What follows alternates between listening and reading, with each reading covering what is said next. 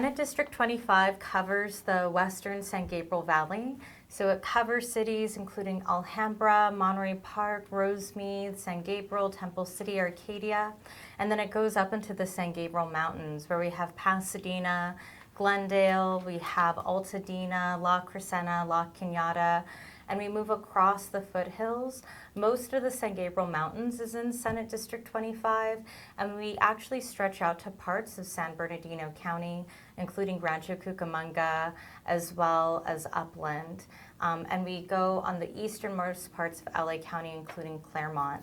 The district is very diverse. We have a very large Asian American population, one of the largest in the states, because we have a very large API district within the western San Gabriel Valley. There's also a very large Armenian population within my district, as well as a large Latino community as well. So it's one of the most diverse districts in the state. Some of the top concerns I hear from residents in Senate District 25 are around affordability, as well as around public safety. Those are issues of major concerns. People are also concerned about affordability of education and access to quality education for their students, especially young families who have children. They want to make sure that their children have access to early childhood education. During my time as a senator in the last year and a half, most of my efforts have been focused on fire recovery because I represent the community of Altadena.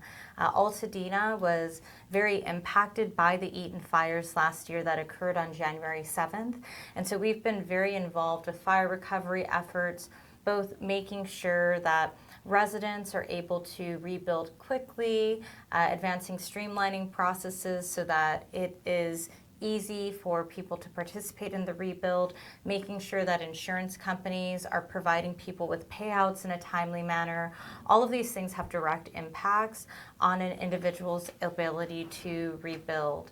Outside of that, a big component of our work has been focused on immigration and responding to some of the concerns we've heard from our constituents around the federal government, as well as affordability issues, because we know that the cost of living here in California has skyrocketed at an alarming rate, and we want to make sure that living in California remains affordable for everyday people.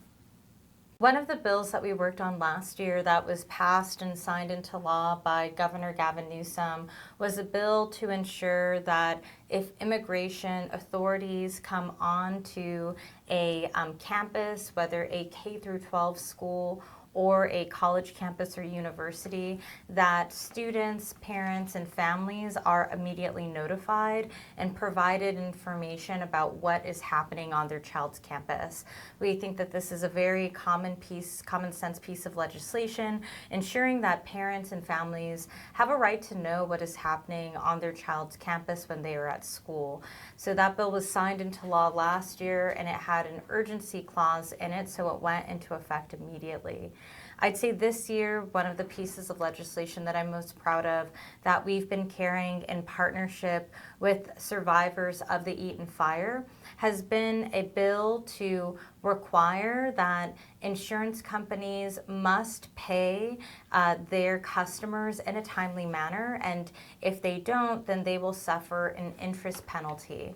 And so interest will accrue during the time period that they're not paying out the customer in a timely manner. And so this is something that's meant to really hold the insurance industry accountable to the timelines that are set in place already by state law, and make sure that they are paying out their customers in a timely manner. In terms of the percentage of immigrants in our district, I don't quite have data around that, but what I do know is that we have a very high population of immigrant communities that live within Senate District 25, one of the most diverse in the state. Our immigrant communities are not just from the Latin American countries, they are also coming from Asia, they're coming from places like Armenia, and so we really see a diverse population of immigrant communities, and it's part of the reason why when we're providing services, particularly to mixed status families, we're always making sure that we're doing so in diverse languages, that we're making sure we're offering services in Spanish, as well as Chinese, both Mandarin and Cantonese, as well as Vietnamese, because we know that there's really a diverse need here in the San Gabriel Valley.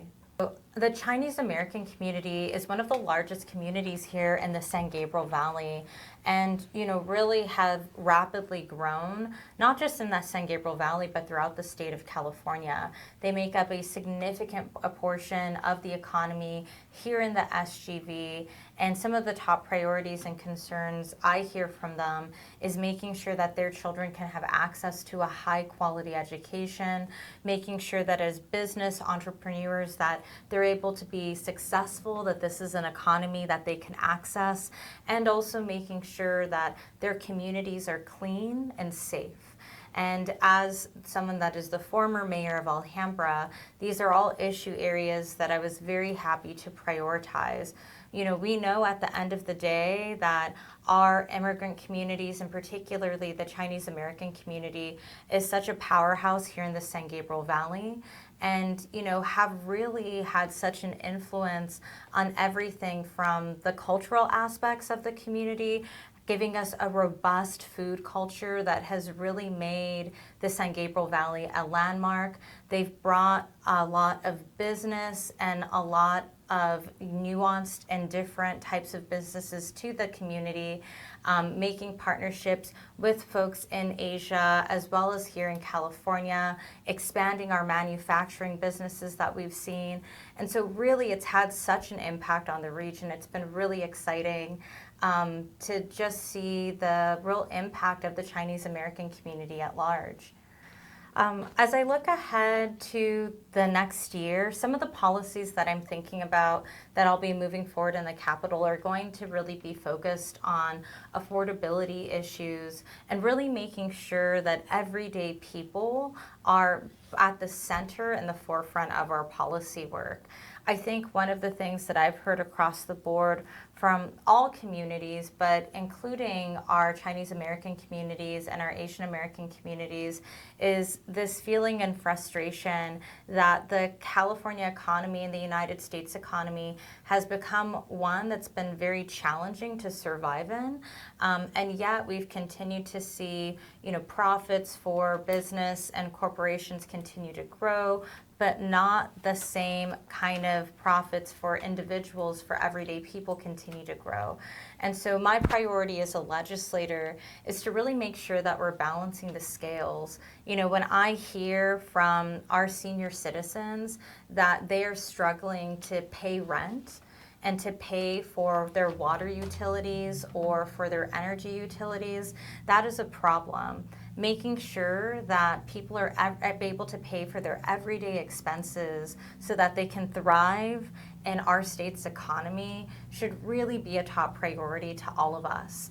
And that's part of the reason why we're moving forward legislation this year to increase transparency around these types of municipal agencies, and why we've also introduced legislation to make sure that we are holding these industries accountable. And I look forward to continuing to do that work in the upcoming year as well.